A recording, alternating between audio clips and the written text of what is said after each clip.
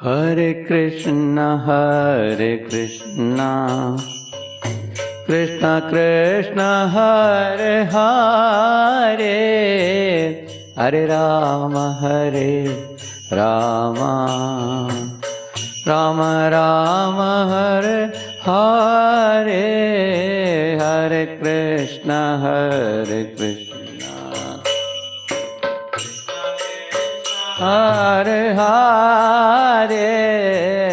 हरे राम राम राम हरे हरे, हरे कृष्णा कृष्ण कृष्ण हरे हरे, हरे राम राम राम हरे हरे,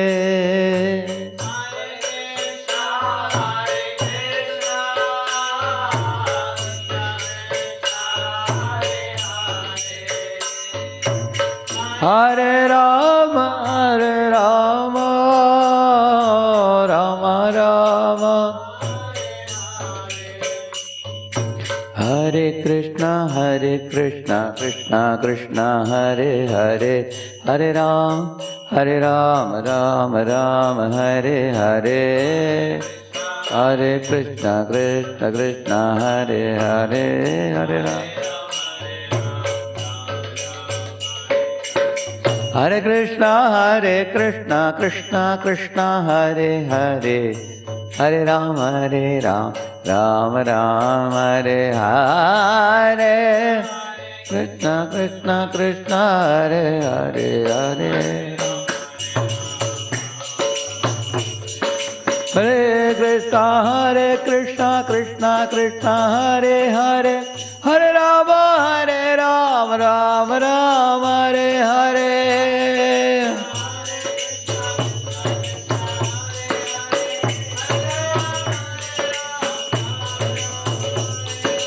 हरे कृष्ण कृष्ण कृष्ण हरे हरे, हरे राम राम राम हरे हरे,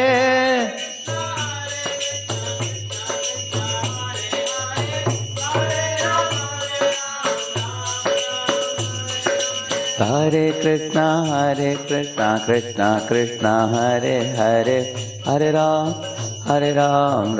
राम हरे हरे, हरे कृष्ण कृष्ण कृष्ण हरे हरे, कलियुग पावन हरे कृष्ण महामंत्र की, अनंत कोटि वैष्णव वृंद की। श्रील प्रभुपाद की जय। ॐ अज्ञानतिमिरन्धस्य ज्ञानाञ्जनशलाकया चक्षुरुन्मीलितं येन तस्मै श्रीगुरवे नमः।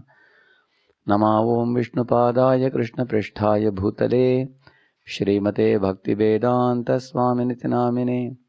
नमस्ते सारस्वते देवे गौरवाणी प्रचारिणे निर्विशेषशून्यवादी पाश्चात्यदेशतारिणे। वाञ्छाकल्पतरुभ्यश्च कृपा सिन्धुभ्य एव च पतितानां पावनेभ्यो वैष्णवेभ्यो नमो नमः। जय श्री कृष्ण चैतन्य प्रभु नित्यानंद, श्री अद्वैत गदाधर श्रीवासादि गौर भक्तवृंद। हरे कृष्णा कृष्ण कृष्णा हरे हरे, हरे राम राम राम हरे हरे। ओम नमो भगवते वासुदेवाय, ओम नमो भगवते वासुदेवाय, ओम नमो भगवते वासुदेवाय।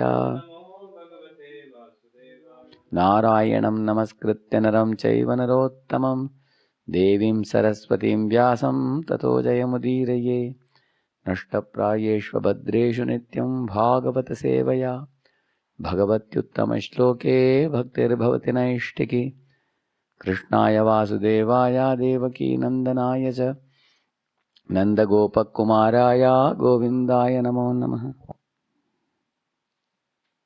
So we'll show a video in the beginning, then we will discuss more.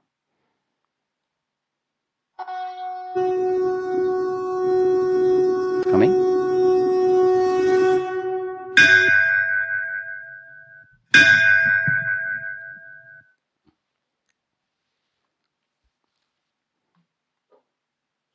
वसन्ति यत्र पुरुषाः सर्वे वैकुण्ठमूर्तयः ये निमित्तनिमित्तेन धर्मेणाराधयन् हरिम्. Translation.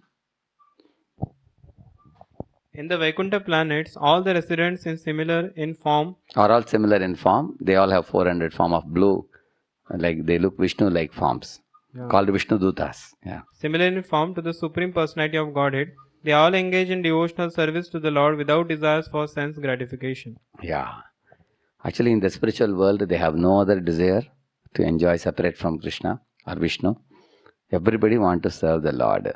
They are selfless. Just like in our ISKCON society, you see, gradually when the devotees join over a period of time, they all give up their material desires and they develop spiritual desires. So all of you students who have come for Utkarsh camp, we welcome every one of you for your sincerity and commitment and dedication to the training programs.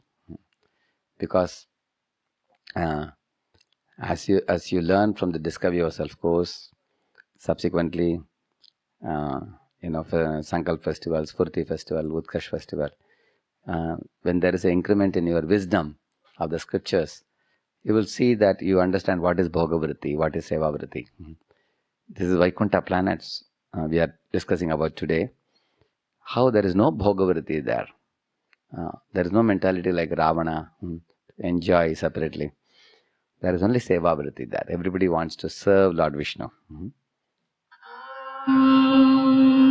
Kausalya Supraja Rama Purva Sandhya Pravartate Uttishta Narashardula Traipanyam Devamanhikam Uttishta Govinda Uttishta Garudadhvaja. Here you see, all the Vishnu Dutas are around Lord Vishnu.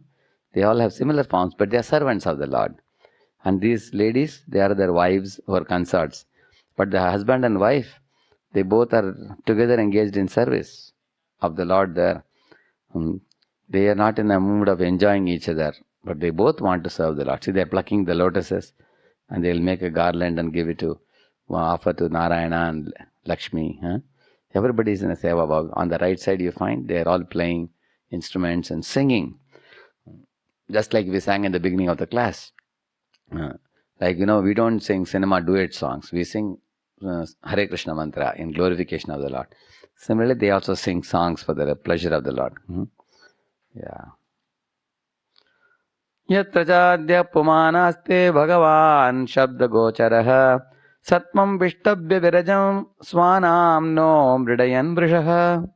In the Vaikuntha planets is the Supreme Personality of Godhead, who is the original person and who can be understood through the Vedic literatures.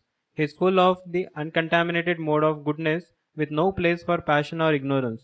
He contributes religious progress for the devotees. In the Vaikuntha world, Lord Vishnu is beyond the three gunas. He is completely pure, sublime, transcendental, divine. He is endowed with all good qualities. He is always in a cheerful mood. He treats all the devotees with so much affection. Namo Narayana. Om Namo Narayana.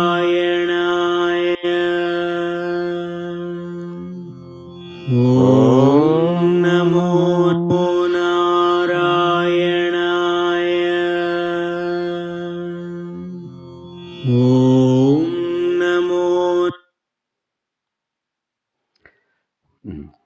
Yatra naishreyasam nama vanam kamadughair drumaihi sarvatra shribir vibraja kaivalyam yivamurtimat.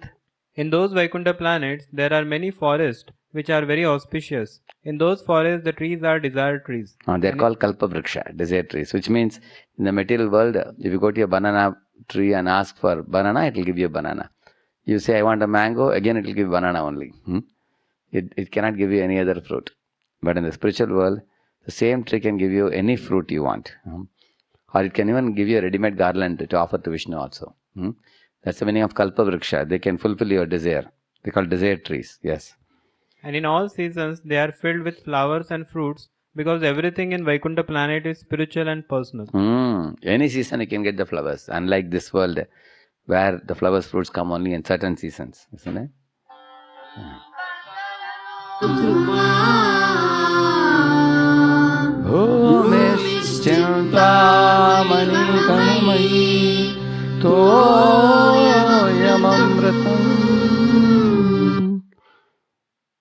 See, there are so many varieties of flowers and varieties of fruits in the Vaikuntha planet. All these are Kalpa Vriksha trees. They can provide all this. And they are always glowing so beautifully. Yeah. Paravatanya pratasarasa chakravakadatyugham sashukate tiribarhinam ya kolahalo viramate chiramatramuchair bhringadipe harikatam ivagayamane. This verse says, it gives you a list of dozen birds, the famous birds. Paravata, Anyabrita, Sarasa, Chakravaka, like that. The cranes, the swans, the ducks. But amongst them, the best are three top. The cuckoos, which sing very sweetly. Coo, coo. Like that they sing, isn't it? And peacocks. Like that the peacocks sing. And the parrots are a little difficult to imitate. But all these birds are very sweet singing, royal birds. But although they are all singing and kolahalo viramate, they are all doing kolahal, making sounds. At the time a bumblebee comes from the garland of Lord Narayana. After having seen Narayana's beauty, it wants to speak some glories of Narayana. So all these sweet singing birds, royal birds, they become viramate, chupchap, they become quiet. Because they want to hear from the bumblebee. Other bumblebee makes only sounds like zzz, like that. Its sound is not very sweet. Still these birds are ready to hear his sound because it's glorifying Lord Hari and coming from Lord Hari. So here in spiritual world, nobody is envious. No birds think that I sing better than you. I am inferior. You are inferior. I am superior. They don't think like that. There are no complexes like that. And also, even more sweet singing birds are ready to become silent to hear from, simple singers like our bumblebee, like you will see now. Hare Krishna, Krishna Krishna, Hare Hare, Hare Ram, Ram Hare Hare.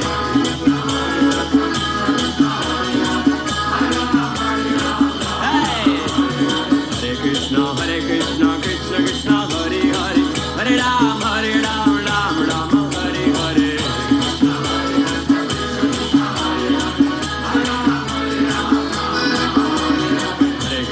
Hare Krishna, Krishna Krishna, Hare Hare, Hare Ram, Ram Hare Hare.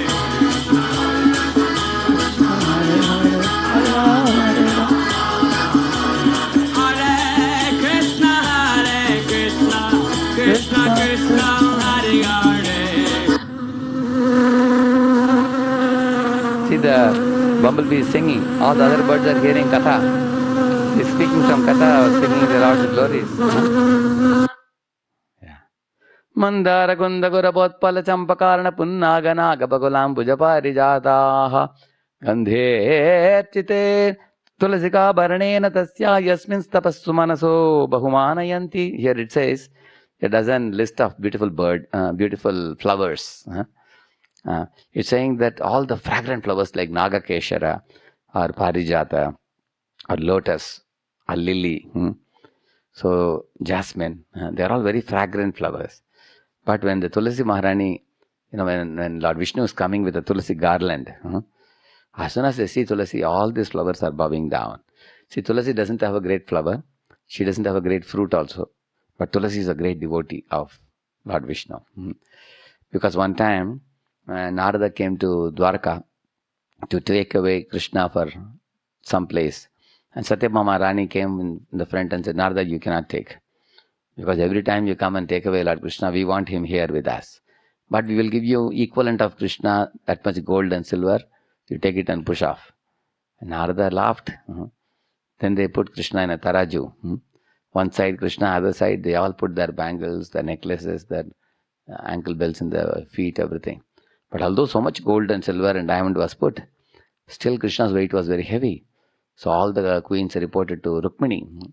Rukmini went to the garden and plucked a tulasi leaf and came and put it on the other side of the taraju. Immediately Krishna went like this. So which means Tulasi's devotion is so great that Krishna is purchased by the devotion of Tulasi. So everybody knows Tulasi means there is nobody whose devotion is comparable to Tulasi. She's a very great, in the spiritual world, Tulasi Maharani is actually a manager of services for all the devotees. This is called Vrinda Devi. Right from morning to night, where will Krishna go? What leelas will take place in which part of the universe? She is the one who makes the, allotment. So in this way, Tulasi, all the beautiful flowers knew the greatness of Tulasi. They bowed down to her.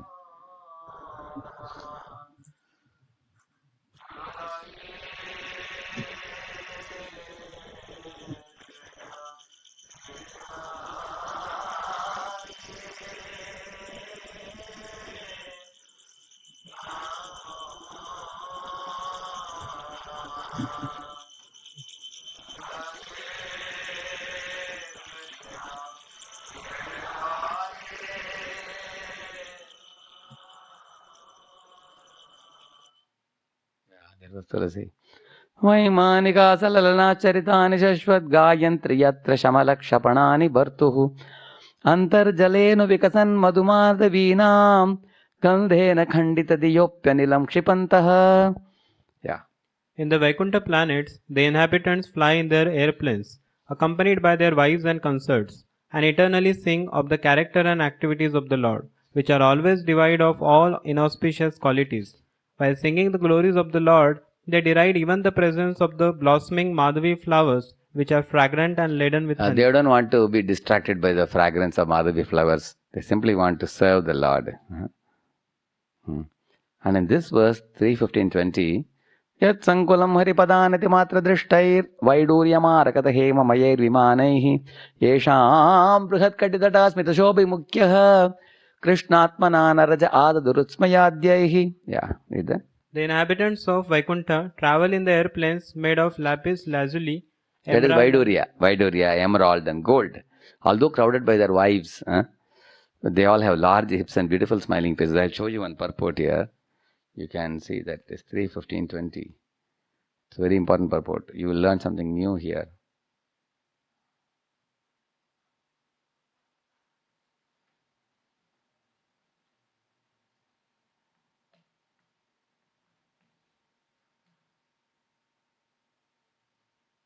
Yeah, I can read this one. This is a translation. Yeah. Inhabitants. Okay, you read this. Yeah. You can read, I'll tell you.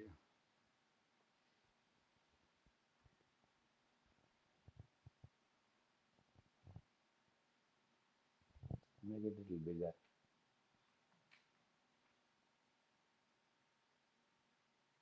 So you can read from this one, this portion.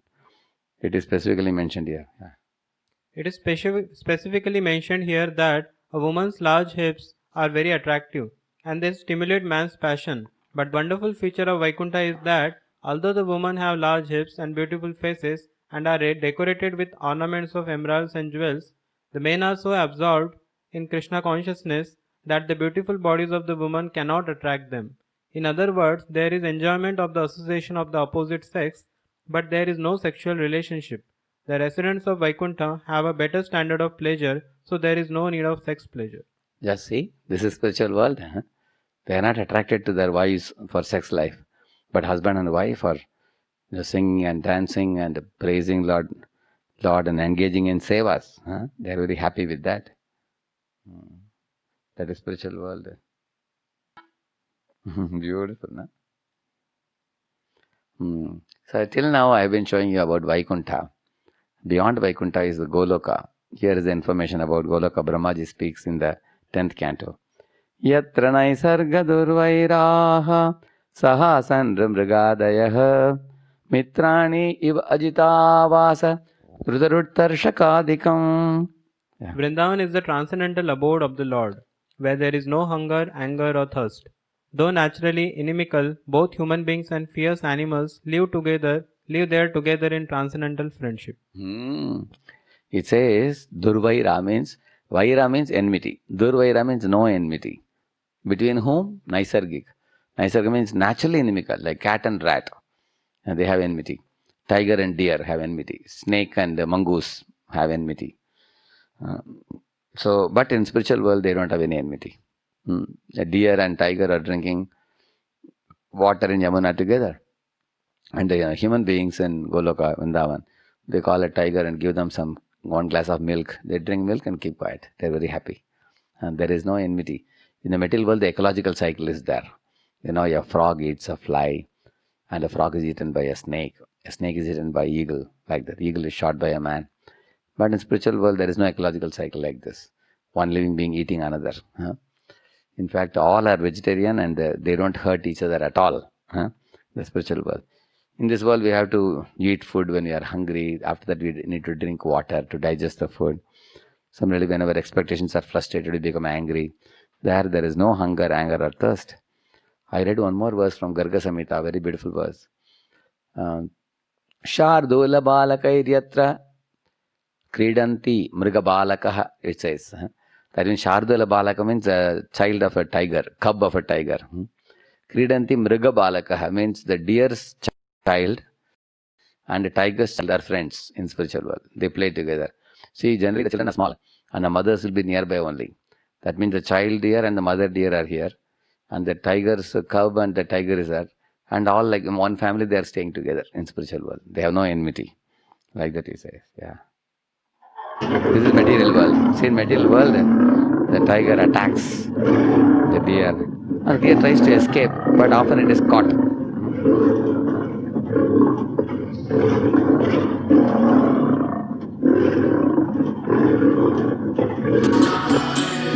the spiritual world, they have no enmity. Hare Hare Rama Hare Rama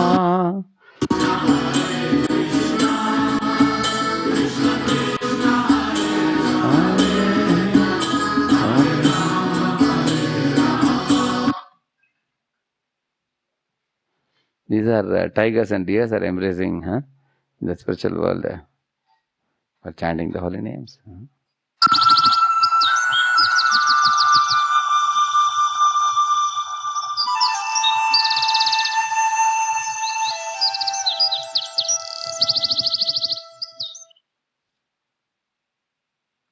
So till now you saw about the spiritual world.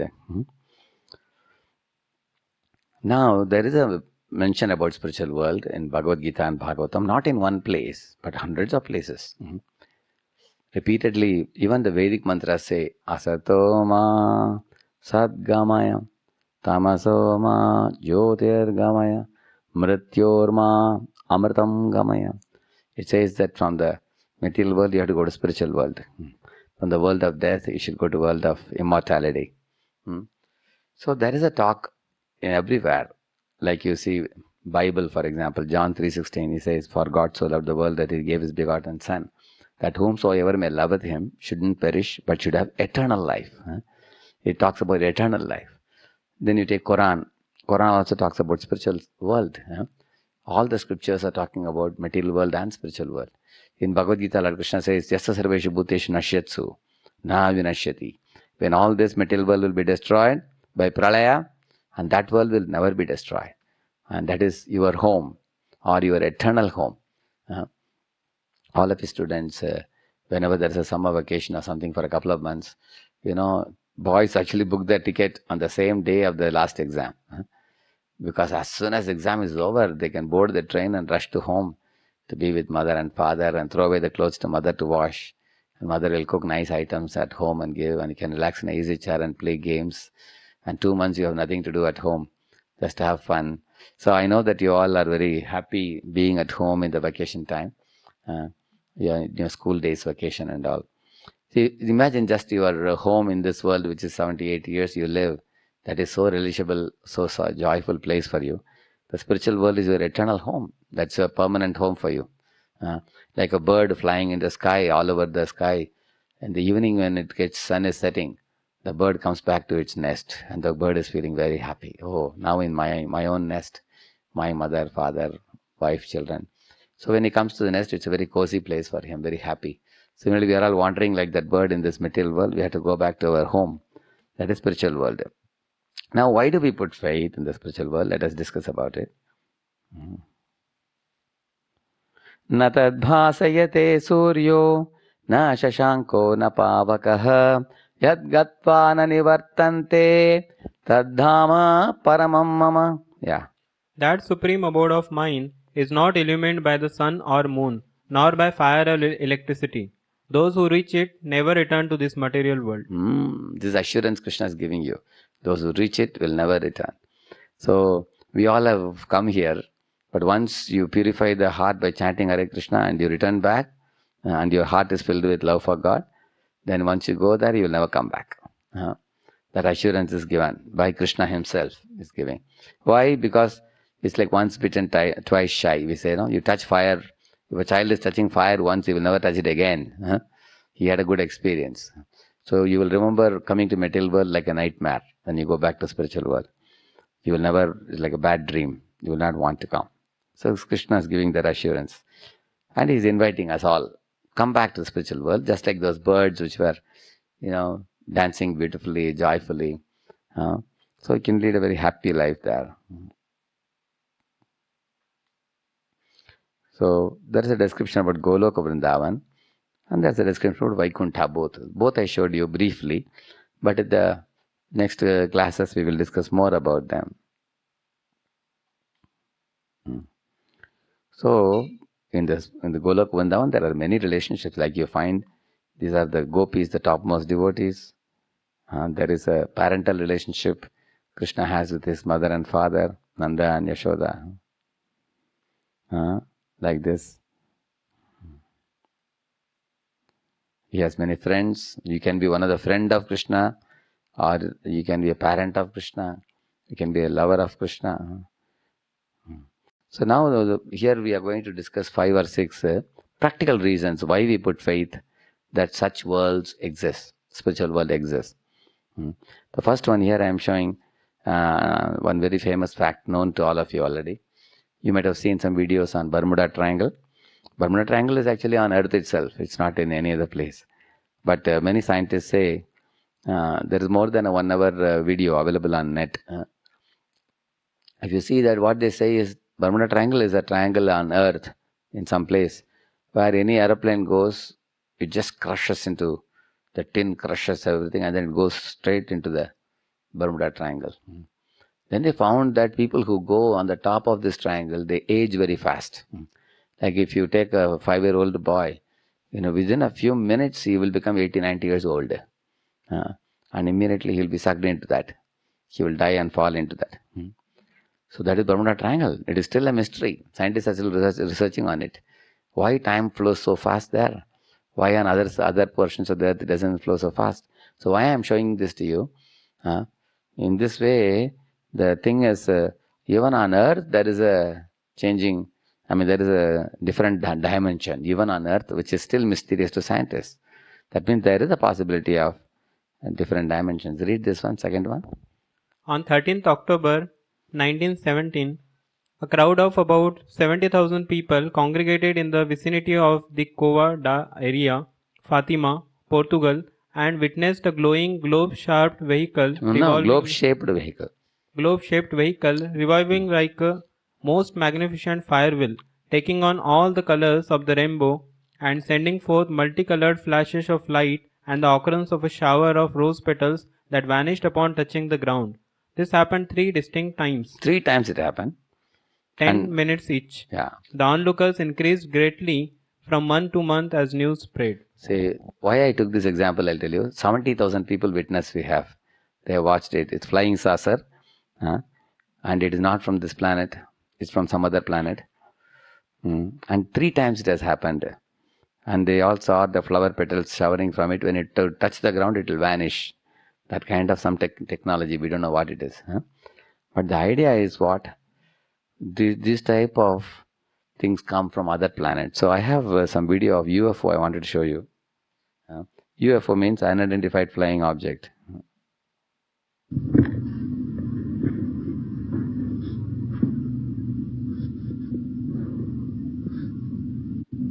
I think it's coming now.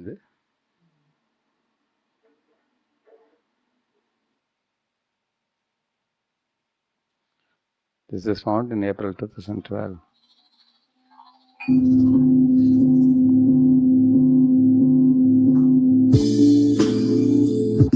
To space junk, it certainly doesn't look like that. We have no idea.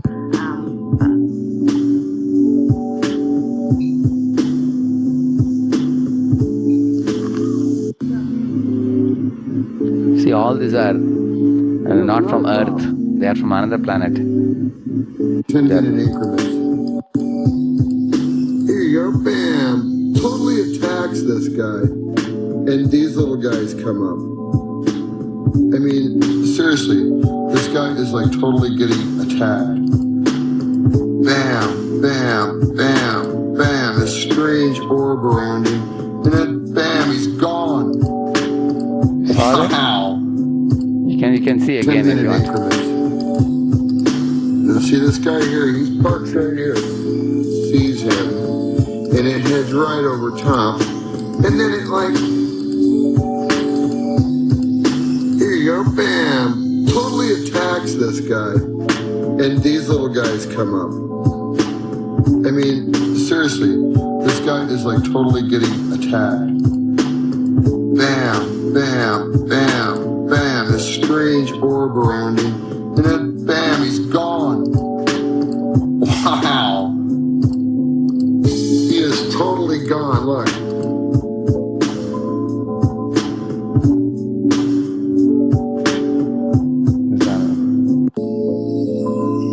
Down the flare though, why are we seeing them so high up in the sky? That is weird. Matt said they've been out for about a half hour, he said. What?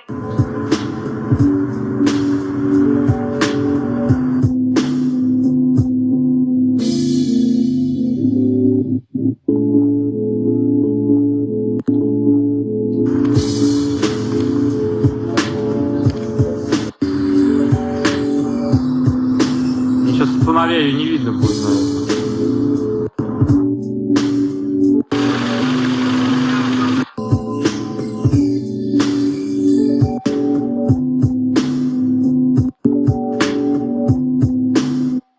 So I have many more. We can show you, but you can see at your leisure. We can provide you more. There are many like this in different places. They have identified in different cities also. They have captured very closely also. You see that black one.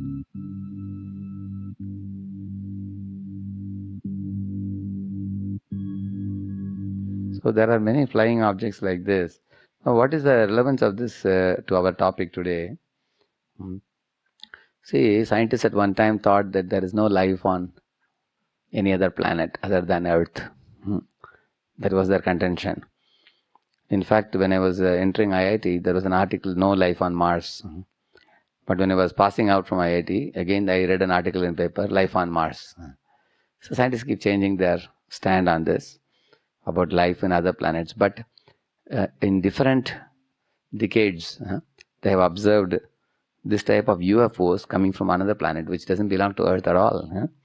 So now if UFOs are coming from other planets, that means there is life on other planets. Maybe of a different form. What type of beings are there in those places? They are using very high tech vehicles and technologies.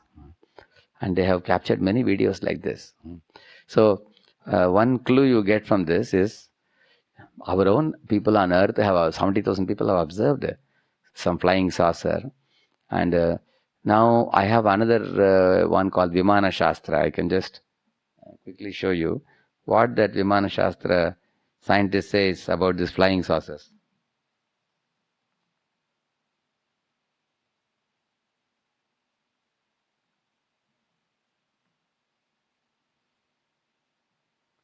So,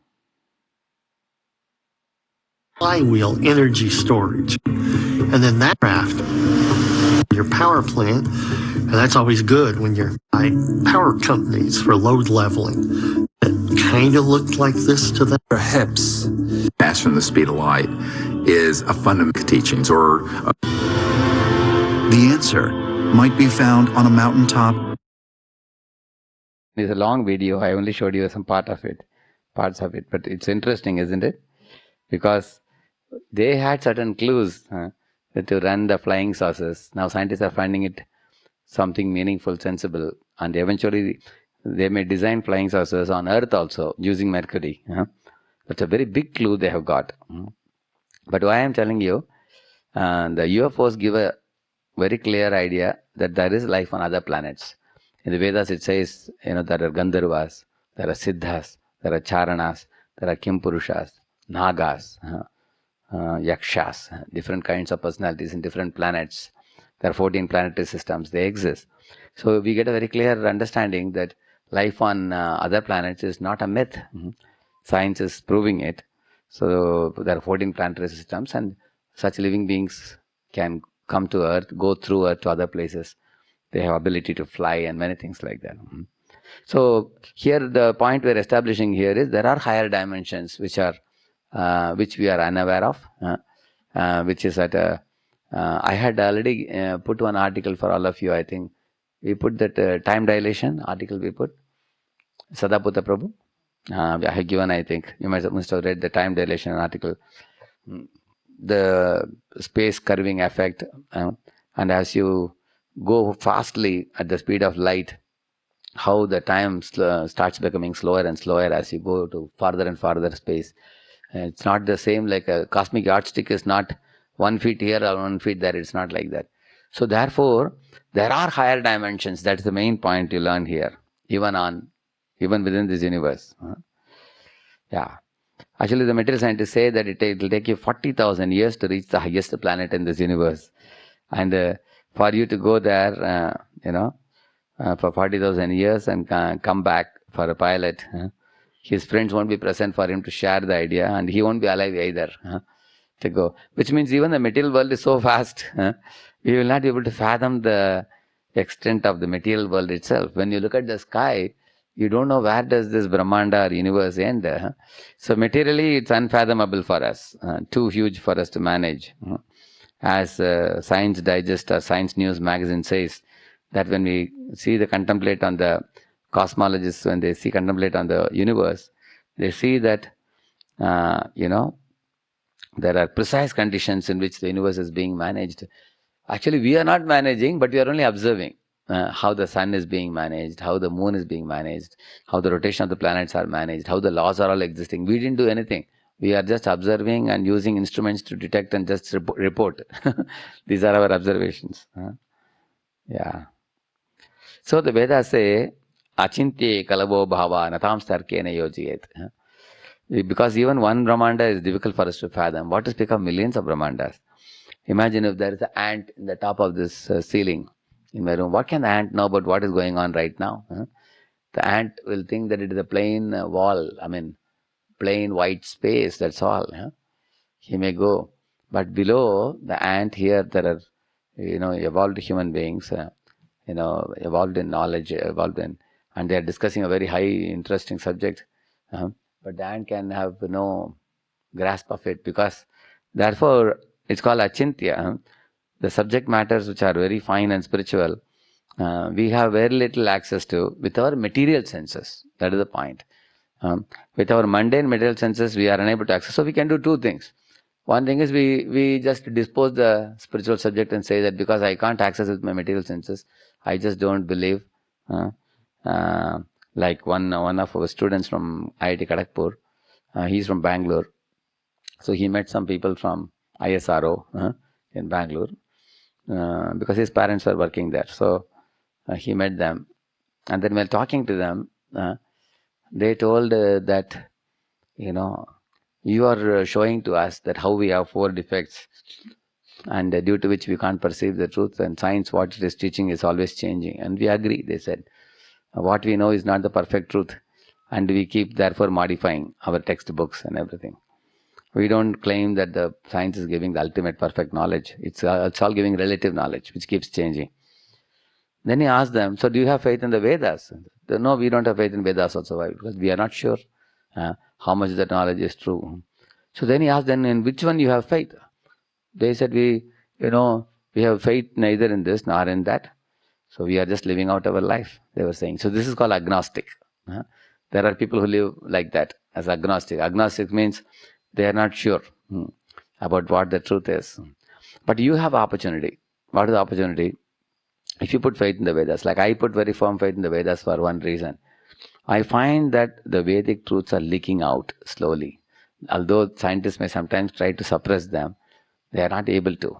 One of the facts is the reincarnation. In my 5th standard, 8th standard, in my engineering first year, I read many articles in newspaper and TV about people remembering their previous life, Purva Janma. And they are able to recollect 30-40 information about the previous life. And scientists were saying that, no, they must be trying to become popular and everything. But later on, Dr. Ian Stevenson took it. 3,000 cases he studied, and he clearly proved, scientifically, he got a doctorate degree also for that. Now there are more than 100 books now. In many of the, like Pune University, there is one Satwant Parisha Mataji, madam. She got her doctorate in this, reincarnation. Many books have come out now. It's no more theory now. Reincarnation is a proven fact that there are 2 bodies, A body, B body. So the soul which was residing in the A body has moved to the B body, so he is able to recollect things of the A body while residing in the B body. So like set A, set B, there is an intersection, and intersecting element is soul. So I found that many things that Shastras say are slowly coming to be true. Nowadays, modern man all over the world, is learning from many of the Indian gurus on how to do yoga, pranayama. Even in Gulf, Indian gurus are going and teaching how to do pranayama, how to do yogasanas. People are ready to learn now. People are becoming more open-minded now. And what is written in Indian Vedic literature, the whole world, big corporate top managers are adopting it in their life. So Vastu has become another very important thing now. So you find that because the Vedic literature is speaking very subtle and very fine things, like some Sattva-guna, Raja-guna, Tama-guna, we can see with your eyes these gunas in action.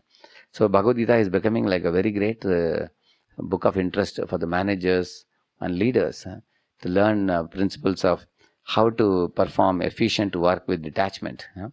So therefore, I saw that I will be missing out if I don't study the scriptures and deeply understand them. That's how I began. But then the study of the scripture has been very fruitful. The more I studied, the more the truth opened up. And the subtler and subtler truths are becoming more and more revealed as we proceed in number of years. So therefore, the achintya truths cannot be perceived by blunt material senses, and they will be revealed as you practice spiritual life over the years. And if higher dimensions are existing even on Earth, like the Bermuda Triangle, or there is life on other planets, people visiting our planet, like flying saucer and everything, which are all told in the Shastra. So, because Shastras are always proven to be true, they have stood the test of time. So, therefore, the things about the spiritual world, the Shastra says, can also be very well true. Because we have developed a firm faith, credibility in part of the Shastric truths. If this is true, which science did not know, and science is now bowing down and accepting that what Shastra says is correct, then why not accept the other part of the truth which Shastras are saying? Yeah. Therefore, we go to the scriptures. Like Lord Krishna, what he says? Authoritative statements in scriptures. Lord Krishna gives information of another unmanifest nature, which is eternal and is transcendental to this matter. It is supreme and is never annihilated. Yeah. When all in this world is annihilated, that part remains as it is. That is spiritual world. And then these are the verse numbers. You can say 15.6 and 9.25. 15.6 is this one. I told you, Natad Basite Suryo Nasha Shankona Pavakaha. 15.5 also says about spiritual world. 9.25, 8.15, 8.16, 8.28, 8.21. So many verses you can see. Om ityekaksharam brahma vyaharan ma manusmaran yap prayadi samadbhavam yati nastyatra samshayah janma karma cha me divyam yevam yo vetti tatvatah tyaktva deham punarjanma naiti mam eti sorjana. They will not take birth again, my devotees, they will come back to my abode. Many verses like this. So, by hearing so many verses from Bhagavad Gita where Krishna talks about spiritual world, we can develop faith. Same way with Srimad Bhagavatam also. Like for example, how do you know that a person called Gandhi existed? Or how do you know a person called Shivaji Maharaj existed? Or how do you know somebody called King Ashoka existed? So you depend on the history books. You first of all take this century, then take the previous centuries. You always put faith in somebody. You put faith in Yuan Chuang or some historians who have made the record of the people who lived in the planet.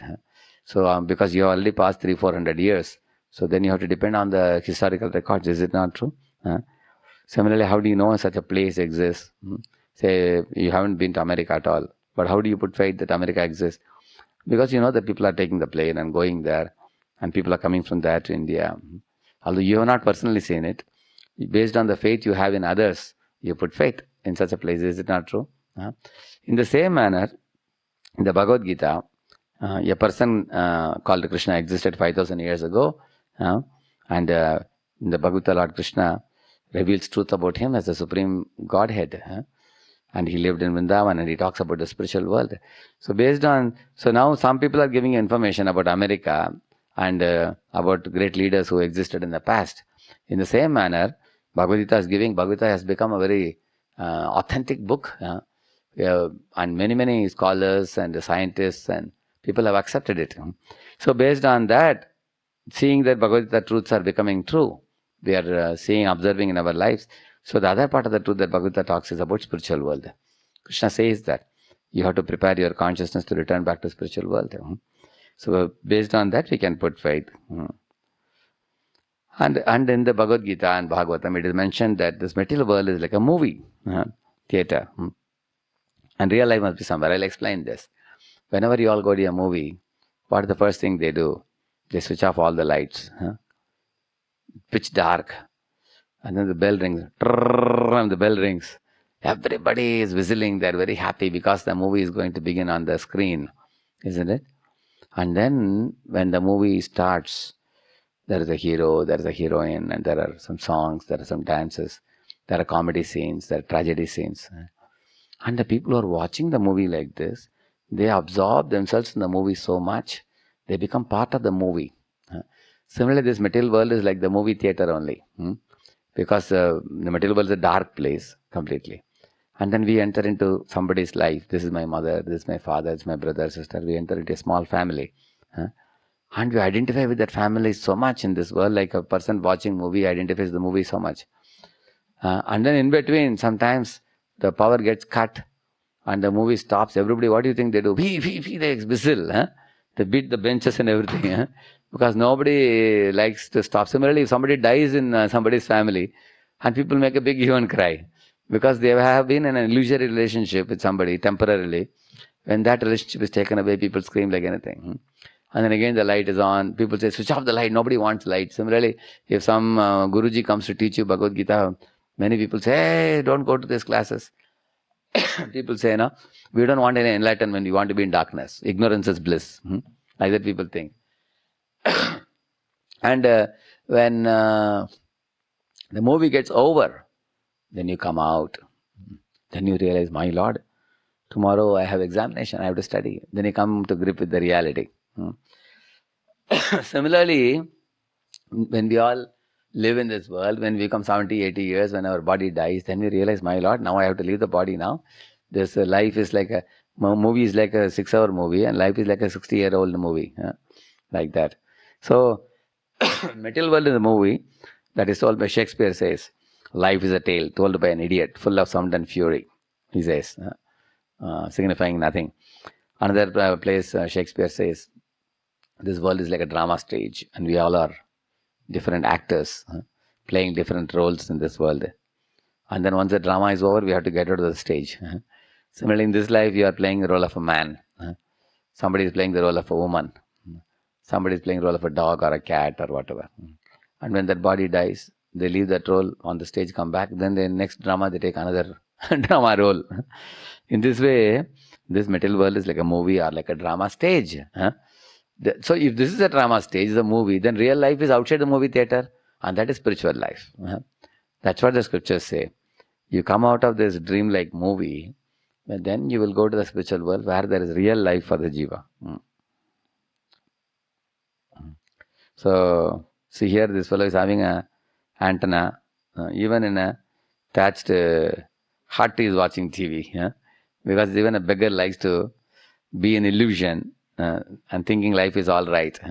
Similarly, in this world, everybody is stuck in the illusion. Now, here comes a very important point. Lord Krishna tells Brahma in Bhagavad Gita that if you find a light sparkling in a dark room, how is that possible? That is because somebody outside is taking a broken mirror, taking the help of the sunlight and sending it into a dark room. You all might have played that game. Isn't it? Take a mirror and take the sunlight and send it to a dark room. Similarly, you will find these opulences of Krishna are like the sun in the spiritual world. And in the material world, they pervertedly reflect in a small way. Like here you find, here also there is beauty or wealth or knowledge or strength or fame or renunciation. So, our question is this: how can these opulences be present in this world if there is no opulence in the spiritual world? And if sun is not there in the sky, you cannot take a mirror and reflect the sun rays into a dark room and produce some little bit light in a dark room. So these people are like Jugunu. Jugunu means like a glowworm. They exhibit some opulence for a while and then they vanish after that. And they pass away in this world. They don't live permanently. But Krishna is like a person who has these opulences like you saw here. And he has opulences in full, 100%. And always, at all times. That's the meaning of Bhagavan. So Bhagavan is like the Krishna Surya Sama, Maya Haya Andakar, Yahan Krishna Taha Nahi Mayara Adhikar, it is said. Krishna is like the sun, Maya is like darkness. But in darkness also these opulences are observed in a small proportion because of reflection. So by seeing these opulences from the effect, you can easily think about the cause. Because without cause, the effect cannot be there. Correct, no? Like chapatis are coming out from your kitchen. And you are getting hot chapatis and eating. You definitely know your mother is inside making it. Otherwise, how the chapatis are coming out? Is it not true? Similarly, the fan is rotating. You definitely know there is electricity passing through it. Otherwise, it has no reason to rotate. The light is glowing. You know there is electricity passing. So from the effect, you can know the cause. You are seeing little opulences in this world. So you can ask the question, where is the opulence coming from? Krishna, who is Sarva Karana Karanam. Yeah. The next one. What is our qualification to access the spiritual truth with our mundane senses? Defects. That's the point. This is another very special thing. The saintly person's qualities like this. Read the qualities. Truthfulness, character, integrity, purity, serenity, selflessness, tolerance, humility, gravity, magnanimity, compassion, and many other qualities exhibited by Jesus, Muhammad, Haridas Thakur, Srila Prabhupada, and anyone who follows the path of saintly persons. Very amazing. See, for example, if 3 electronics engineers amongst you come together and then you are studying a PCB. Take a printed circuit board. You know what it is. You know what is resistor, capacitor, diode, triode, PNP, NPN junction, all that you know. And you know the circuit. And you also know that this PCB is meant for running a watch or a television or whatever. Now you 3 of you are discussing very seriously about the circuit. Imagine one farmer comes there and he's peeping in and he's saying, hey, what is this? You people have drawn a rangoli. He may ask you, you have put some lines like this. And he may not know what it is. He may not even know the name diode, triode, resistor, capacitor and all that. Because he's a novice. But 3 of you being electronics engineers, you know what it is, what you are talking about. Similarly, Jesus is born in Jerusalem there, Muhammad in another place, Lord Krishna in our India here. But you find all of them are talking this kind of qualities, similar qualities you will find. Like you see, Jesus is teaching, if somebody slaps your one cheek, you show the other cheeks. Treat thy neighbor like your brother. Correct, no? And he himself personally taught love of God also, Jesus. Similarly, you find Srila Prabhupada, how much he was sacrificing, how much he was tolerant. He is going to the hippie land and staying amongst them and beating mridangam, singing and making them devotees and making them give up all bad habits and becoming devotees of Krishna, isn't it? So when you see these qualities, saintly people actually are completely selfless. They live for other people. Huh?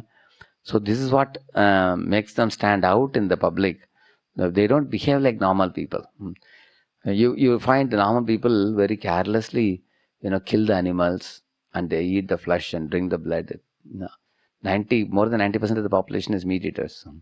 But saintly people feel sympathy for the other creatures. They will not want to cause harm even to an ant also.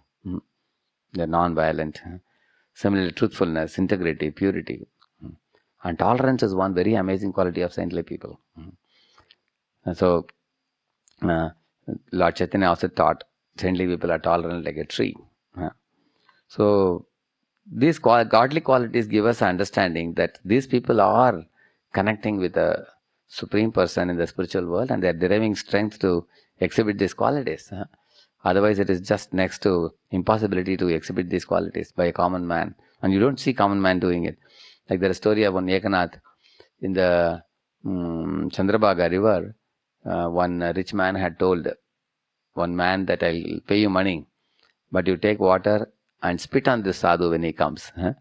So whenever the sadhu, Ekanath would come back, so this man would spit on his face and he would again take a bath. 100 times he did. And this man started crying, "Sir, my mouth is paining now after spitting so many times. How is it that you are so tolerant?" And the sadhu told him, "I should actually thank you," he said, "because your spitting on my face helped me to take 100 baths in Chandrabhaga and you have increased my punya." This is the tolerance of saintly people like this. In the same manner, there are stories about Muhammad and about Jesus also, their humility, very similar. Saintly people have similar qualities all across the globe, irrespective of which religion they belong to. See here, Christianity says, read that. And there shall be? And there shall be no light there. No night. No night there. And they need no candle, neither light of the sun, for the Lord God giveth them light, and they shall reign forever and ever. See, same thing Bhagavata says, no? Correct, no? Natad Bhaseti Suryo, Na Shashanko. There's no need of sun or moon, there's no need of light, everybody is self-effulgent. Gita says, same thing Bible says. And also, in Brahma Samhita, Brahma says, Chintamani pragarasad kalpa vriksha lakshavriteshu surabhi rabipalayantam Lakshmi sahasrashatasam brahmasevyamanam Govindamadi purusham tamaham bhajami. He's saying, Chintamani pragara sadmasu. Sadmasu means very beautiful bungalows are there in spiritual world, made of golden bricks. They are all very costly and studded with gems and diamonds. Such houses are there, he says. So that is Krishna's abode. Brahma is saying, there Nanda Bhavan and all other big palaces are there. Chintamani prakara sadmasu. Chintamani is actually golden dust powder, like sand is there in the bank of Yamuna.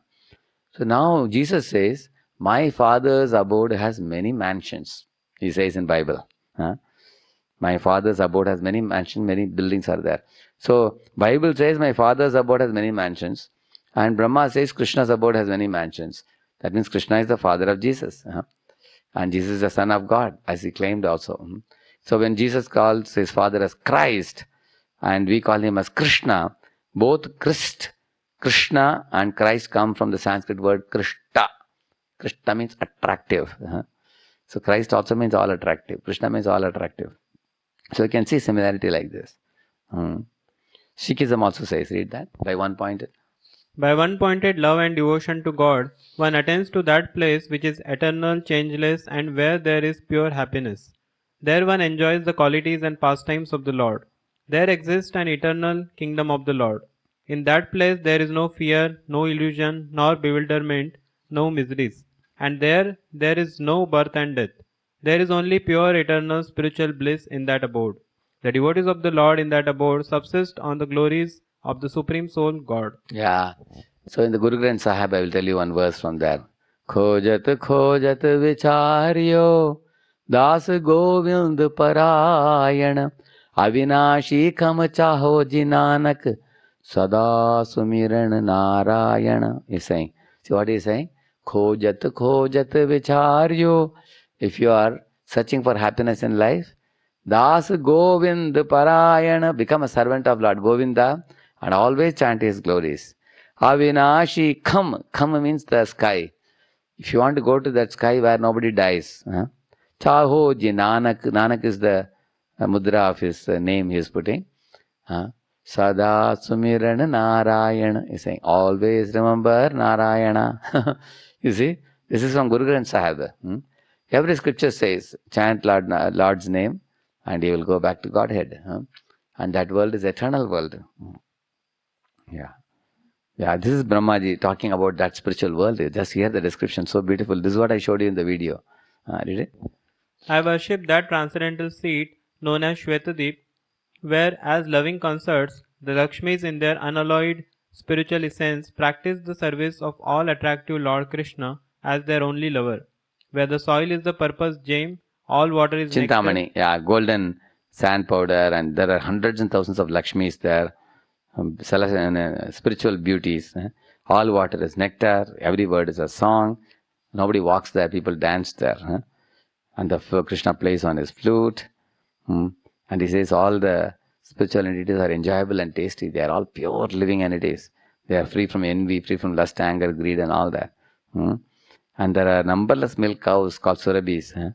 They give oceans of milk. They have no dearth of milk anytime, all day, every day, as much quantity as you want.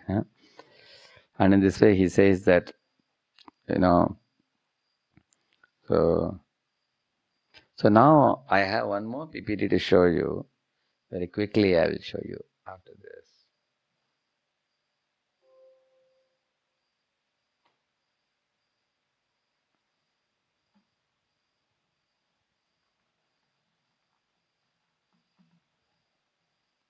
I only showed you partly before.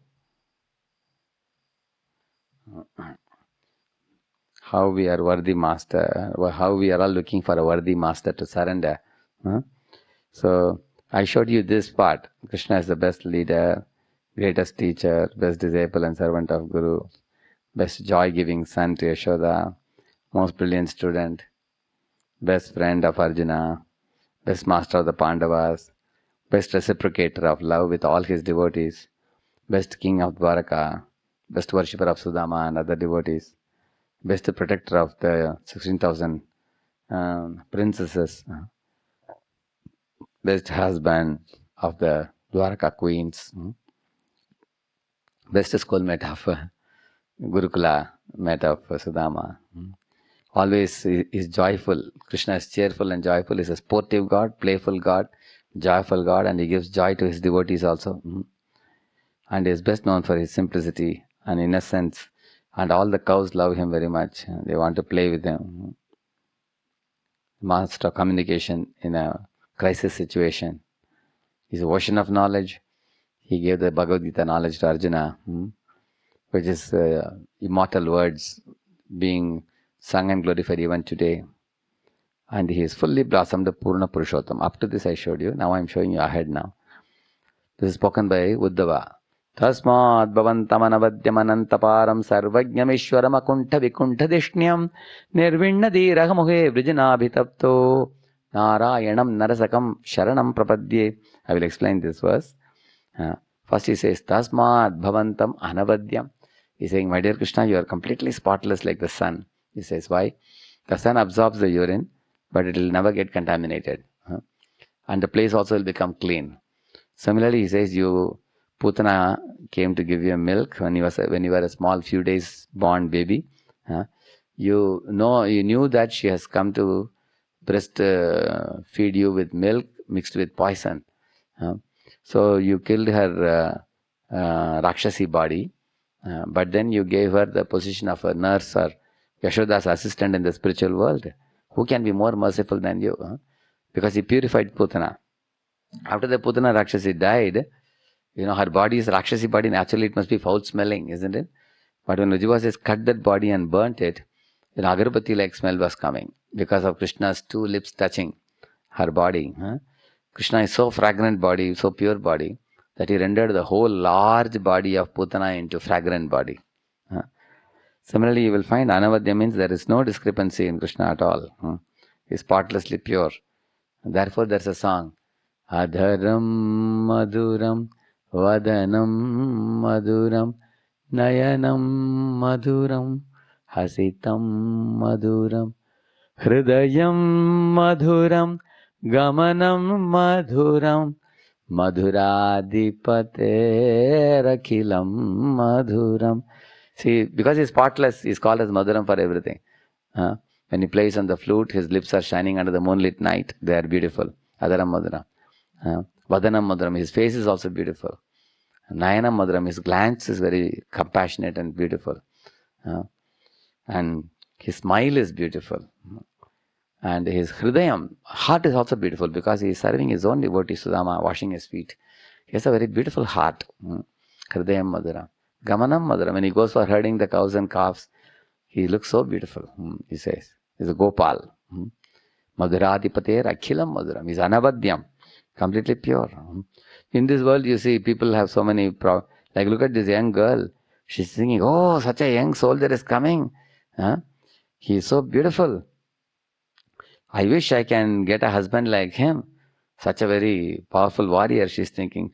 So this is how everybody dresses themselves like in the material world. They dress themselves very attractively. They put the scent and they have very nice wig and everything they put. But then very soon this girl realized that we may be attracted by the good qualities of a particular man or demigod in this world. But then very soon we discover the discrepancies in that person. Now she is shocked. Her jaws are dropped. She's seeing this fellow has a big belly and a shaven, a bald head. And look at the horse also, how it looks. Initially, how the horse looked here. See, it was covered by very nice blanket. Now see the horse, how it looks. And look at the man, how he looks. And all the coverings of his body are put. You're able to see, no? Yeah. So you're understanding now? This is the way the world is full of discrepancy. Tasmad bhavantam anavadyam. See, Krishna's lotus feet are so pure that, when he comes as Rama, he delivered Ahilya, converted the stone into Ahilya, simply by a touch of his feet. And that place became a holy place now. And Krishna's lotus feet, all these marks are there. I spoke a little bit about it, I think, before. Yeah, they bring so much this thing to devotees. And Anantaparam. Anantaparam means there is no, Ananta means Krishna's power is unending. And there is no spatial termination. For example, Yamaraj can only control the Yamaloka and sinful living entities. People have, like Indian Prime Minister can only take care of India. And, Trump can take care of America. Trump cannot say, I will include India also in America. He can't do that. Everybody has their jurisdiction, isn't it? But Krishna has no jurisdiction. His control extends everywhere in the universe. So, for example, sometimes you are working in a company, you are hoping that my boss will give me promotion. But Ananta Param, he says, what happens? The boss may die or he may move to another company. When he goes to another company, he will not be able to provide you promotion. Then a new man comes and you have to prove to him also. Whereas if you do some service to Krishna, birth after birth, he will not forget it. He will remember it. And he will take note of it and give you promotion. You see, he is going to Yamaloka. Once, when he finished his training in the Sandipani Muni's Avanti Gurukula, at the time he asked Guruji, Guruji, please tell me how can I give you Guru Dakshina? And Guruji consulted his wife, Guru Mata. And she said, how can you ask Krishna Balram for anything chota mota, small thing? He is God himself. So you should give him a very difficult to achieve task. And then she said, you better ask for our dead son, who has been taken to Yamaloka. So first the boy was, boy drowned in the ocean. So Krishna Balram went to the ocean, and then the Samudra Devata told them that the boy was, eaten by the boy passed away, that there was a demon living in that ocean. Okay, now they said if he has died, he must have gone to Yamaloka. So they went to Yamaloka. And this is what Krishna told Yamaraj. Krishna went and blew the shank in Yamaloka. And Yamaraj came running and offered namaskar. Oh Lord, you have come to my abode. Your lotus feet is touching my abode. I am so fortunate, he said. And Lord Krishna told this. Guru putra mihanitam. Bring my Guru's son back. Nijakarma nibandhanam. He has come here due to some past bad karma. to be punished by you. Yamaraj asked, but if I come and give it to you, what about his karmic reaction? Account will not be dissolved. Krishna said, Anayasva Maharaja Machadana Puraskrataha. He said, write the boy's sinful reaction in my account and give him back. He need not be punished. And then Krishna took him back and gave it to mother and father. You see? Guru from Yamaloka, he gave back the son. So Krishna can write off your account of sinful activities. He says that Aham Tvam Sarva Papebhyo Mokshayishami. So Krishna relieved him. This is another pastime. It's a long pastime cut short, I'll tell you. When Arjuna once was criticized by one Brahmana who said that my 3 children have died one after another. He said, where is the king? There's no one to protect my children. What is the use of a Kshatriya king? My children are dying one after another. That means the king is not protecting the praja. Arjuna said, I will take care, don't worry. He took a bow and arrow and went around the maternity ward when the Brahmana's wife was pregnant. And when the child was born, he died again. And the Brahmana shouted at Arjuna, hey, what is the use of your big talks?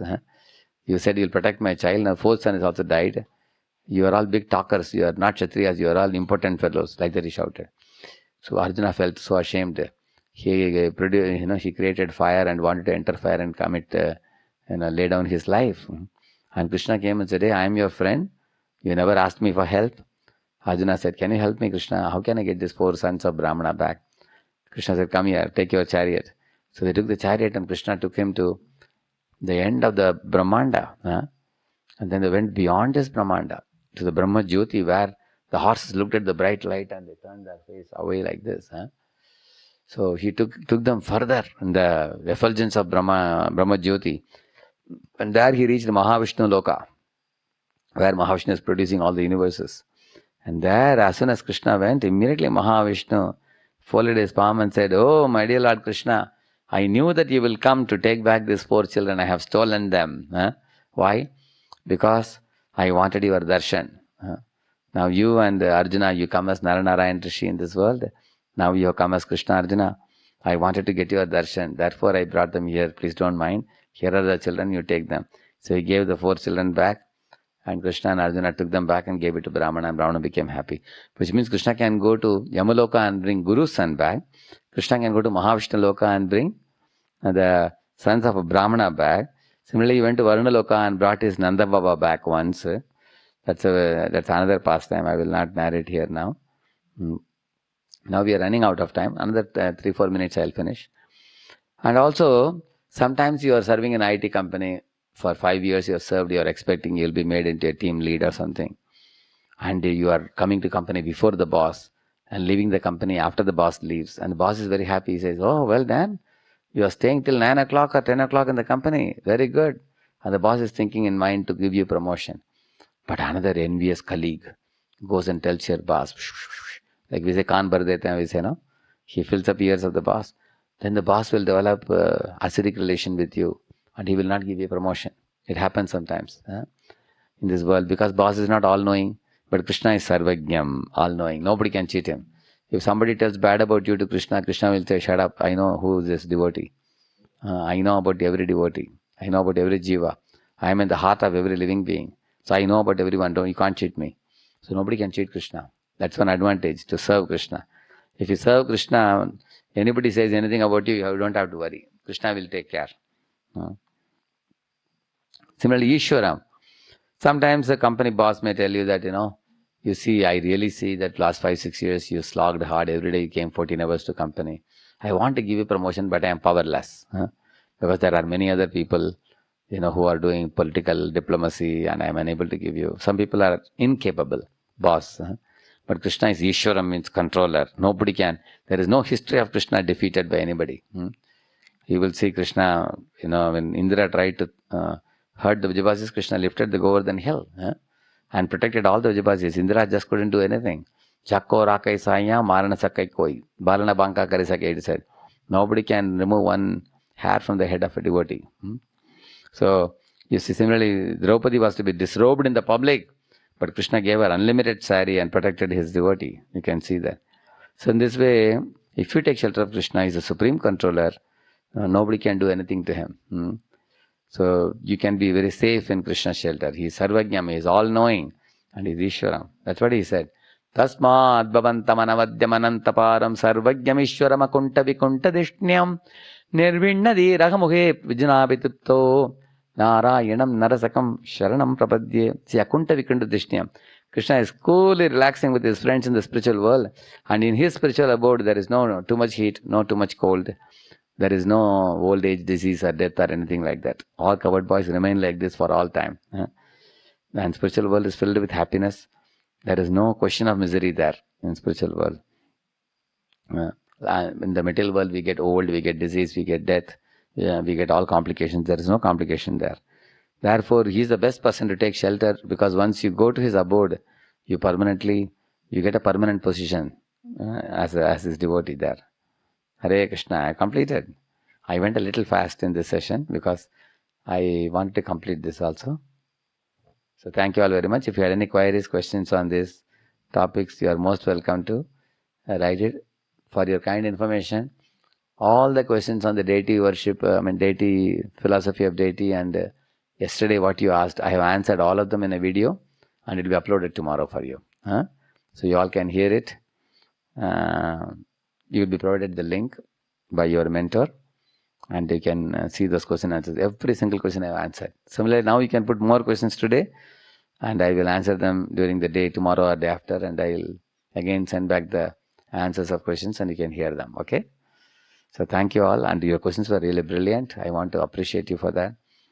I am seeing that you are all understanding very well, and you are taking part very enthusiastically. May Krishna bless all of you with the ability to chant his holy names and cleanse your heart and experience the greatest spiritual joy. And we are going deep into deeper spiritual world understanding.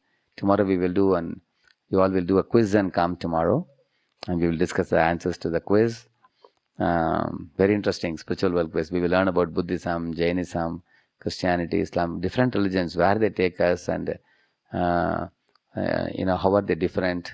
So we will learn it very nicely in the next session. Okay? Thank you very much. Hare Krishna.